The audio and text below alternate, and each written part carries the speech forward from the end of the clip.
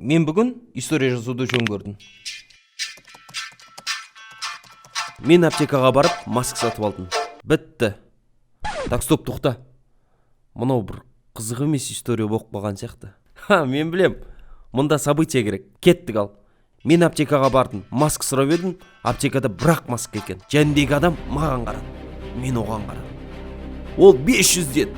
Мен 1000 дедім. 1000 теңгеге маска сатып алдым. Бітті. Мына историяның мәнісі жоқ сияқты. Не үшін ол маскаға таласып жатыр? Дейін дұрыс адам 1000 теңгеге маска сатып ала ма? Көрейік ал мәнісін келтір. Мен машинамен кетіп бара жатыр едім, маған қызым звондады. Папа, менде маска жоқ, мектепке кіре алмай жатырмын. Маска алып келіңізші деді. Аптекаға барып маска сұрап едім, соңғы бір маска қалыпты. Жәнбек адам маған қарады, мен оған қарадым. Ол 500 деді, мен 1000 дедім. 1000 теңгеге маска сатып алғансың ғой. Менің қызым бақытты. Бітті. Айбый. Мана бір түрлі история ғой. Білмеймін, бұл жерге бір интрига керек сияқты. Кеттік ал. Мен машинамен кетіп бара жатыр едім, маған қызым звондады. Папа, мен маскасыз мектепке кіре алмай жатырмын. Маска алып келіңізші деді. Окей деп трубканы тастай беріп едім. Құрып кеткір гаи, мен телефонмен сөйлесіп баратқанын көріп қойды. Ол артымнан қуалады. Мен қаштым. Гаидан құтыласып аптекаға бардым. Аптекаға кіріп маска сұрап едім. Соңғы бір маска деді. Ана кісімен таласатын уақыт жоқ болды. Масканы 1000 теңгеге сатып алдым да қызым апарып бердім. Қызым бақытты. Бітті. Мына жерден біту не в тему ғой бұны.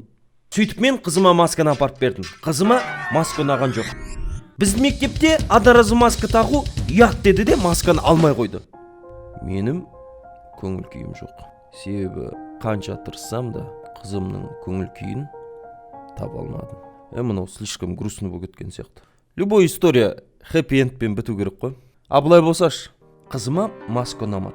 Бірақ қызым ол маска одноразовый болса да, класстастары күлсе де, ол қыз тағып жүрді. Себебі әкесін алып келген маскасы. Қыз да бақытты, әке де бақытты. Себебі бұл оқиғаның мағынасы маскада емес, адамның бір-біріне деген сенімінде. Бұл оқиға барлықтарыңызға ұнайды деген ойдамын. Себебі карантинда маска бәріне керек.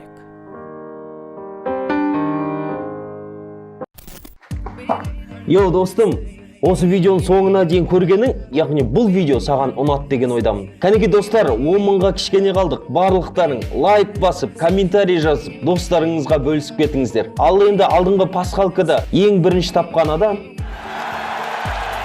бізге жазуды ұмытпа, сисяпатымыз бар. Ал енді пасхалка сендерге. Жазуда қанша қате таптыңыздар, соны комментарийға жазып кетіңіздер. Ең көп қате тапқан адамға сисяпатымыз бар. Сіздермен болған Бәке Басеке, сау-сау саламатты болыңыздар.